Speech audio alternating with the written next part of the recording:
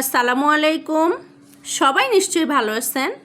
তুলিস kitchen থেকে সবাইকে ঈদ উল আজহার অগ্রিম শুভেচ্ছা জানিয়ে শুরু করছি আমার আজকের রেসিপি। আজকে আমি আপনাদের দেখাবো গরুর ভুঁড়ি ভুনা। খুবই মজার একটি খাবার যা সবাই পছন্দ করে। আর কুরবানির ঈদ তো প্রায় চলে এসেছে, এজন্য আমাদের সবার ঘরে তো ভুঁড়ি থাকবেই। আর সেজন্য ঝটপট বানিয়ে ফেলুন ভুঁড়ি ভুনা। তাহলে চলেন শুরু করে দেই। আমি এখানে 2 কেজি পরিমাণ গরুর ভুঁড়ি নিয়েছি। আমি ভুঁড়ি খুব ভালোভাবে কেটে ধুয়ে গরম পানি দিয়ে পরিষ্কার করে নিয়েছি। এবার চুলায় আমি একটি প্যান বসিয়ে দিয়ে তাতে দিয়ে দিব 1/2 কাপ সয়াবিন তেল। এখন দিচ্ছি 2টো তেজপাতা, 4 টুকরো দারুচিনি, 2টো কালো এলাচ, সবুজ এলাচ 9টি এবং লবঙ্গ 8 থেকে 10টি। গরম মশলা একটু ভেজে দিয়ে দেব পেঁয়াজ। এখানে আমি 1 কাপ পেঁয়াজ দিয়েছি। পেঁয়াজ একটু ভেজে নেব, খুব বেশি ভাজবো না, হালকা ভেজে নেব।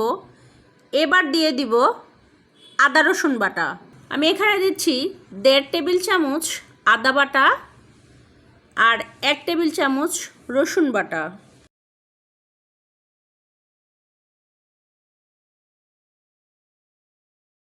আর দেব 2 টেবিল চামচ মরিচের গুঁড়ো, 1 টেবিল চামচ হলুদের গুঁড়ো, 1/2 টেবিল চামচ ধনে গুঁড়ো,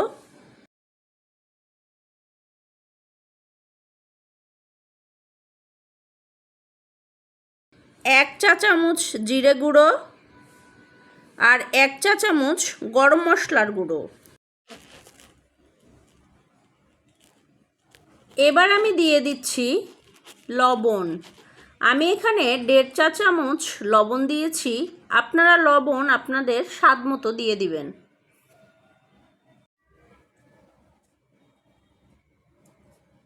এবার আমি দিয়ে দিব পানি। পানি দিয়ে আমি মশলাটাকে কষিয়ে নেব।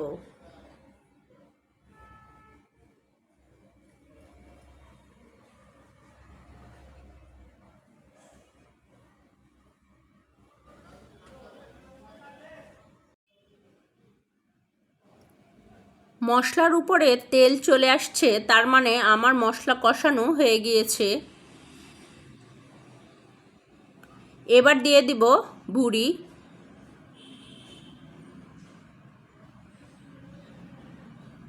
ভুঁড়ি খুব ভালোভাবে মশলার সাথে কষিয়ে নেব। আমি এটা 10 মিনিট ধরে কষিয়ে নেব।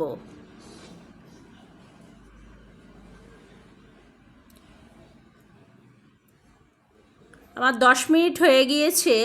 এবার দিয়ে দিব পানি,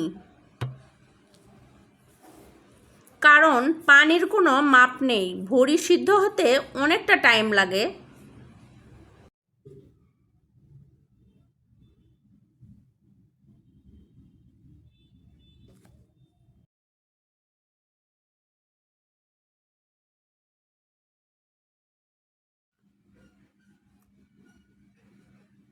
ভুঁড়ি কিন্তু খুব ভালোভাবে সেদ্ধ করে নেবেন, কারণ এই ভুঁড়ি সেদ্ধ না হলে খেতে একদমই ভালো লাগবে না। এখন আমি ঢাকনা বন্ধ করে দিব এটা সেদ্ধ হওয়া পর্যন্ত। ভুঁড়ি প্রায় সেদ্ধ হয়ে এসেছে। এবার আমি এটাকে একটু কষিয়ে নেব। পানি শুকিয়ে যাওয়া পর্যন্ত এটাকে কষাতে থাকব। ভুঁড়ি একদম রেডি হয়ে গিয়েছে। এবার আমি এটা ভেজে নেব। অন্য একটি প্যানে 1 কাপ পরিমাণ তেল দিয়েছি। এতে দিয়ে দেব 1.5 কাপ পরিমাণ পেঁয়াজ।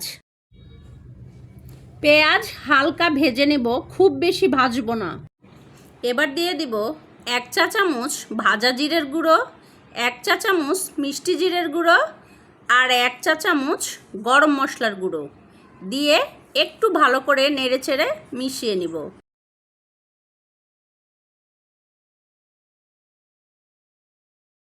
এবার দিয়ে দিব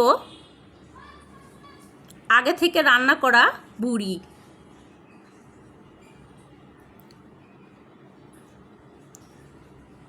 ভুড়ি আমি এখন খুব ভালোভাবে ভেজে নেব।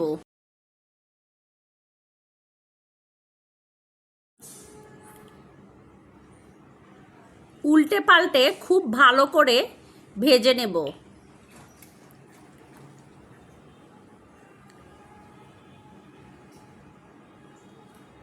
ভুড়ি ভাজা একদমই হয়ে গিয়েছে। এবার আমি এটা সার্ভ করে দেখাবো। এই ভুড়ি ভাজা রুটি, পরোটা অথবা সাদা ভাতের সাথে খেতে খুবই ভালো লাগবে। আপনারা নিশ্চয় আসছে কুরবানি ঈদে বাসায় ট্রাই করবেন। আশা করছি আজকের এই ভুড়ি রেসিপি আপনাদের খুবই ভালো লেগেছে। যদি ভালো লেগে থাকে তাহলে আমার চ্যানেলটি সাবস্ক্রাইব করে আমার পাশে থাকবেন আর আপনাদের ফ্রেন্ডস আর ফ্যামিলির সাথে শেয়ার করবেন। সবাই ভালো থাকবেন আর আমার জন্য দোয়া করবেন। আল্লাহ হাফেজ।